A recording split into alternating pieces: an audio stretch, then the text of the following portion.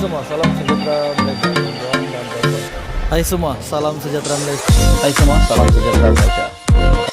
Hai semua, salam sejahtera Malaysia.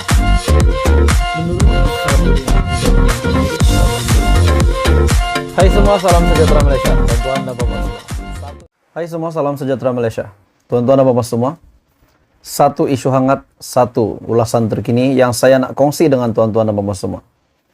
Berkenaan dengan 4 kerusi Parlimen Sabah yang telah dimuktamadkan oleh Johari, di mana keputusan Johari untuk tidak mengosongkan 4 kerusi ini setelah dimenangi oleh ahli parlimen, bekas ahli parlimen bersatu, dan mereka bertanding semasa pilihan raya umum ke-15, menang di atas tiket JRS. Namun menjadi banyak konflik, menjadi banyak pertikaian.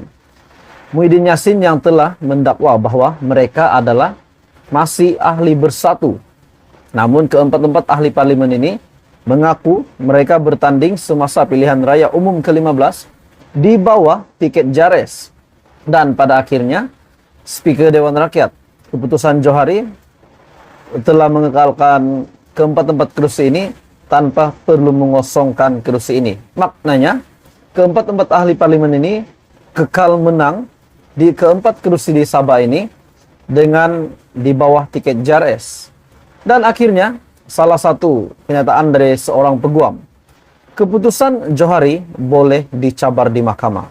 Timbul persoalan sama ada bersatu boleh mencabar keputusan Speaker Dewan Rakyat Johari Abdul yang membenarkan 4 bekas ahli parlimen bersatu di Sabah untuk mengekalkan kerusi mereka.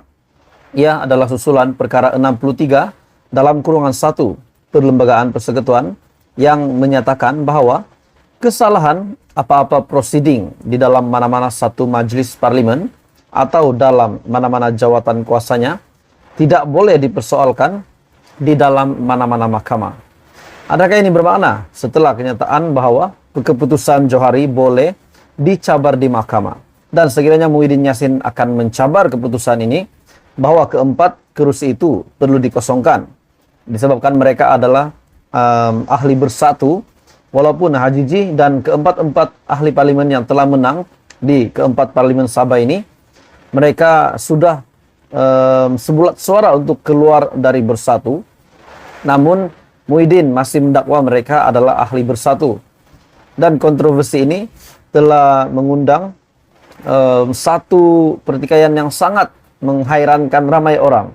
Bagaimana keadaannya, dan pada akhirnya Speaker Dewan Rakyat memutuskan kerusi itu tidak perlu dikosongkan.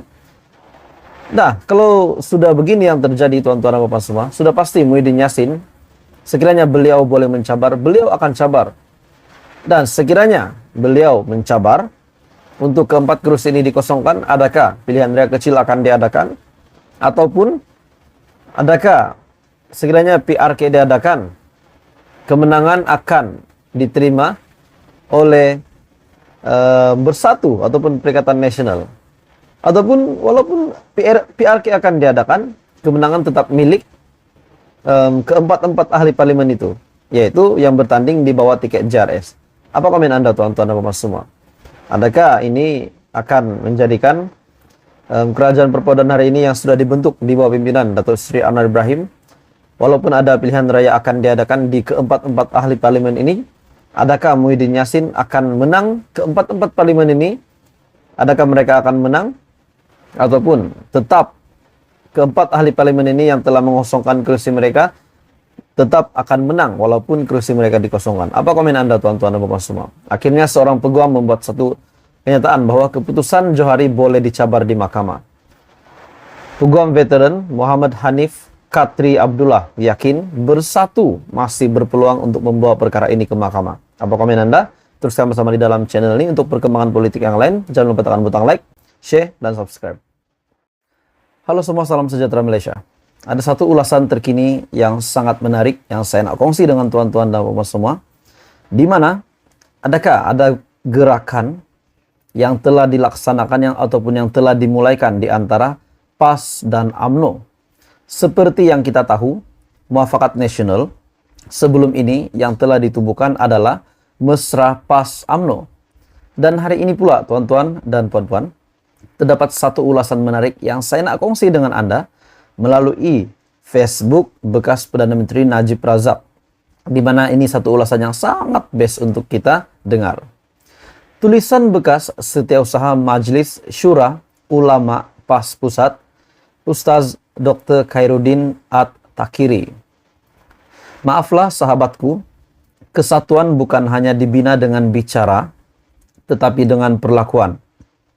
Kita semua tahu apa yang berlaku dalam mesyuarat jawatan kuasa induk Muafakat Nasional dulu, yang saya juga salah seorang ahlinya. Kita semua PAS dan UMNO bersetuju untuk tidak tergesa-gesa mendaftarkan Muafakat Nasional atau Perikatan Nasional, sementelah nama MN telah ada pihak yang mendaftarkan nama tersebut di ROS.